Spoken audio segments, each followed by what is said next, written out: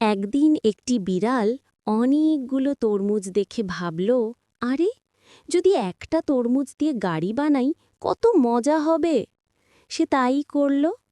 বড় একটা তরমুজ কেটে সুন্দর গাড়ি বানালো। তরমুজের গাড়িতে উঠে বিড়ালটি সারা শহর ঘুরে বেড়াতে লাগল। লোকেরা অবাক হয়ে বলল, আহা, বিড়ালও আবার তরমুজের গাড়ি চালায় নাকি? হঠাৎ এক চালাক শিয়াল এসে হাজির হল। সে তরমুজের গাড়ি দেখে বলল, ওহ, কি মজার গাড়ি! তারপর ফাঁকি দিয়ে সব তরমুজ খেয়ে ফেলল। তরমুজ শেষ হয়ে গেলে গাড়িও নষ্ট হয়ে গেল। বিড়ালটি বসে বসে কাঁদতে লাগল, আহারে, আমার গাড়ি শেষ হয়ে গেল।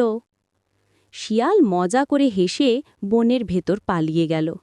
বিড়ালটি একা বসে ভাবল, চালাক শিয়ালের সঙ্গে পরের বার আমাকে সাবধান হতে হবে।